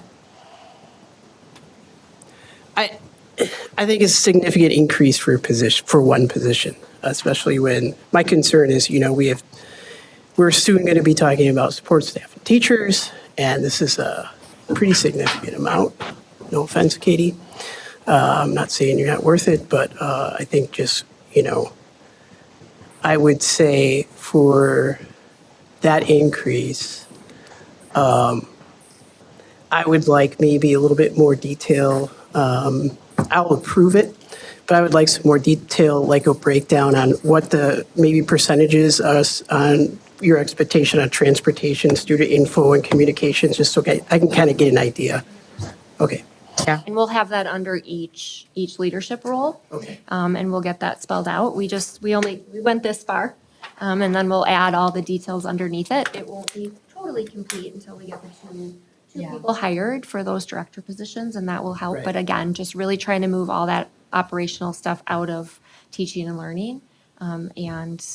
Kristen and I are full. So we Yeah. need someone else to give some jobs to. I like the teacher and learning part a lot. I think that's a great move. This is my really only major concern, and the workload for the deputy, so. Kristen's great. She's good with her Yeah, workload. well, she's great, but can't overwork people, so, you know. I only caught a little bit of that, but I said you were great. I'm very comfortable with the workload, and especially when we get things streamlined and fixed up. It is absolutely fine. I'm not doing everything myself. I have a team behind me, so it's not like I'm doing all the work in those areas. I have a great team, so. I appreciate the question too, Eric, and I appreciate your feedback on it, Kristen, because I mean, you're fantastic, and we don't want to overburden you or burn you out or anything like that. So I think it's a good thing for us to keep an eye on for like all of our high quality staff, right? Absolutely. We have lots of people in the organization working really hard. Yeah. Go ahead, Susan. The other thing that I don't think we've said as clearly, I think in a lot of, we've talked about a lot of the things that, how that position will expand. But the other thing I think that would be really nice if we kind of could specifically address is the benefit to staff of this communication piece. But we understand it and we see it and we watch it. But if we could just somehow put that into a language piece, maybe in a job description or something, I think that would be helpful because otherwise there may be an expectation and it may not be met if it isn't clarified. So whatever your thought is, just kind of putting that in writing more clearly for us, that would help. Yeah, I think there's lots of examples out there of how we can be clearer about who does what.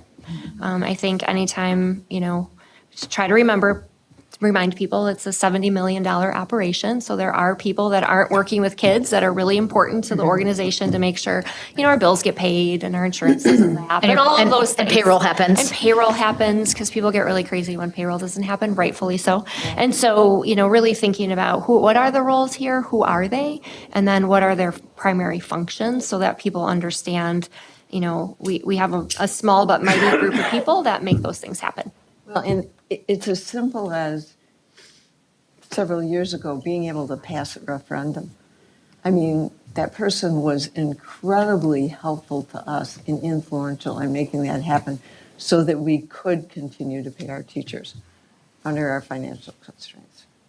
All right, so it feels like we've had really great discussion on this, so I'm going to request a motion, please. I move to approve employment of administrators as amended in closed session on February 12th, 2025. Second. I'll vote for this one. Rochelle? Aye. Eric? Aye. Janice? Susan? Peter? Aye. Elizabeth, aye. Ayes have it. Motion carries. Can I just pop in just for a sec? I appreciate that you took some time with our district and how to see what was working and what wasn't before you suggested changes, because I think that's really wise, and I think this is a wise direction, so thank you. I would have liked more time, but we had some real eminent Yeah. It wasn't what you thought. In a year, it's going to be great. We're getting there. A lot of great people making really good decisions and working together.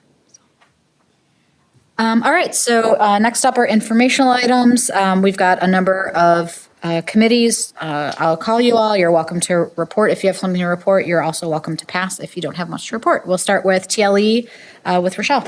Well, I have two meeting reports because of how this meeting got moved over. So we met on January 28th. Our normal meeting time is from 4 to 5:30, although the meeting was shifted a week because of, we had some folks that had some conflicts with the conference that was going on. But we had a meeting that touched on the Start College Now, had a really nice discussion, especially with our community members that are new to the the committee. And we will be getting Greg, who is here tonight, to come to our next meeting to talk some more about that program. We had a really great presentation from Krista Foster on the special education program and kind of an overview of the program, how we service students, how many students are in our program. And then we got to have some guests, which has been really nice to have people that are new faces to some of us. So we had the curriculum coordinators, the math coach, and the teacher mentors gave an overview of how the district currently implements the curriculum. And then we just met yesterday, the 18th. And we got the first looks of the iReady scores, which the students are do a diagnostic and a test in the fall and now this winter, so we can see the growth. And then we'll also get to see the results in the spring to see how much progress is happening. And for the most part, it's looking good. Students are learning. And so it's not perfect yet, but it's moving in the right direction. And then Krista Foster also talked about the student survey and how they implement that. And our next meeting will be March 18th at 4 to 5:30. So people should pop in onto the the Zoom. They should Zoom in. It's a good discussion. Any questions for Rochelle? Right, next up, F&O. The F&O committee met January 29th. In anticipation of the capital planning process, the committee first reviewed a detailed facility assessment report based on data compiled by McKinstry's survey of district's assets. Over 1,000 assets were surveyed. They're looking at HVAC, every individual component, and seeing where it is, essentially. The bottom line is it's estimated there will be a requirement for $27 million in total maintenance over the next 10 years, or an estimate, not a requirement, an estimate for total maintenance. That is for doing things like you take an HVAC unit, you compare it to its expected life, and what's going to happen to that. And the largest chunks of those are $7 million each at the high school and Glacial Drumlin, and those are related to mostly replacing aging HVAC equipment. That's always the biggest cost in buildings. The committee, and we reviewed the audit services agreement that was already talked about and approved here. Skip that paragraph. The next thing we did was review the, we went over that district financial overview that the board has seen covering the last couple of years. And we did that so that because we have new citizen members of the committee and they hadn't seen that information, at least all in one place. And so we had a chance to review and talk about that data in that situation. We then took a look at the current year financial reports through November and just sort of in a raw format. And our focus here is to start looking at ways that we can process that data and what data we want to look at, how we want to process it, and how we want to review it so that we can have these as metrics, as things that can be monitored, what's important parts, and what do we need to be able to pull out and see. So we're starting with the raw data, and we have some work to do to get into what should be useful format, valuable format. Then we took another look at our committee scorecard and schedule, which you guys have seen, and we're updating the drafts and moving toward a consensus on the document. Our next meeting will be Wednesday, 2/26 at 5 p.m. Coming up. Thank you. Any questions for Peter or anyone else on the F&O committee? Yeah, the asset reports in the committee. On the board docs in the committee. I think great. It's worth looking at. Yeah. It's pretty comprehensive. It's the most comprehensive look of our assets that I've seen. It's like, it's all there and you can get a picture of it. All right, Eric, you're up with personnel. Personnel met on February 5th, discussed we had Gallup survey results, which you can review in board docs. The staff handbook changes that we voted on. We also had our personnel committee scorecard. And we discussed the salary schedules for building services, work schedules, and overtime calculation. I don't know if there's really any highlights for the survey results. It's probably best to look at them yourself, but yeah. I mean, commitment to quality work, clear expectations, supportive supervision, opportunities to learn and grow, connecting with the mission, valuing opinions. Those are all staff getting back in the survey, so you can review that if you want. I did like the committee scorecard and the goals and targets of the retention rate that we established, which is 90%, the substitute fill rate for teachers, which is 90%, and then kind of the year at a glance, the agenda of where things we need to get to. So our next meeting is on the 12th at 4:30 p.m. Awesome. Any questions for Eric about personnel?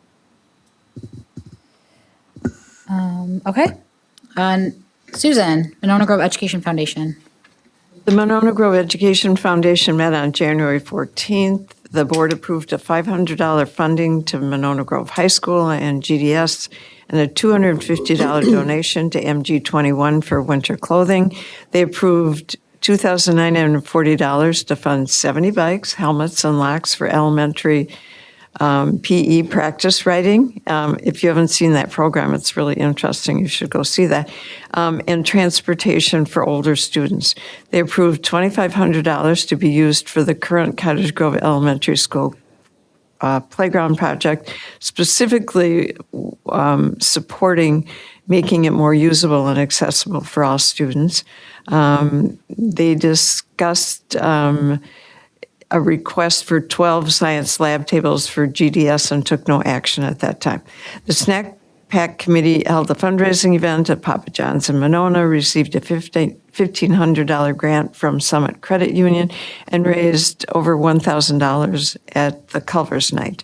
They also met on February 11th. The board approved the request for the lab tables, the science lab tables for GDS, in the amount of $30,084. On March 2nd, the Weekend Snack Pack Committee will host a family Easter egg hunt at Glacial Drumline. They're dispensing funds, so that's a good thing. Any questions for Susan? Great. Philip's not here today. He was not able to attend, so we will move on to the superintendent's report. Yeah, so I just want to give special thanks to MGEA and WEAC leadership for their work with us as we looked at the staff handbook and the teacher handbook around workforce reduction. As we're looking at how we use our classroom policy about class size, really looking at what are the projected enrollment for next year, what are our class size guidelines, and what does that mean for FTE. And so it's been a long time since that's been utilized, and just really thinking about how can we create the most clear and objective way to do that, and really looking at seniority and licensure as the ways to do that. Our hope is that through attrition, we will be able to capture what we need for those things. So far, that looks good.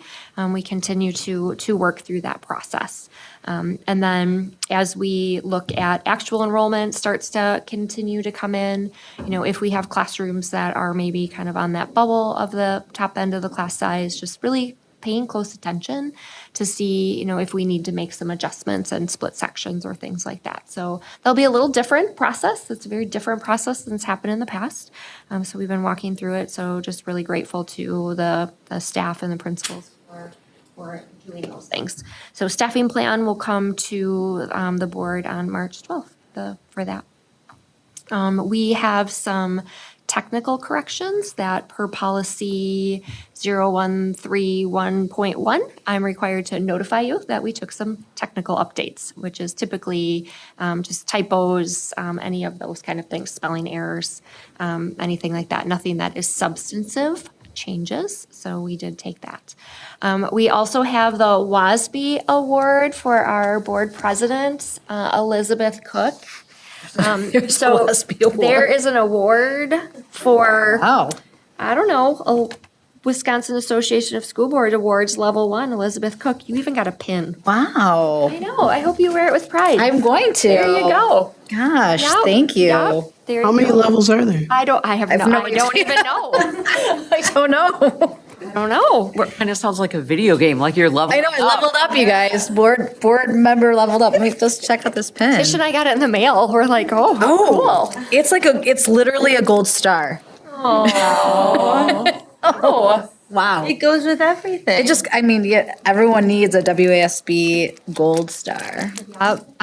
Yep. Wear that with pride. Wow. Thank you for your work.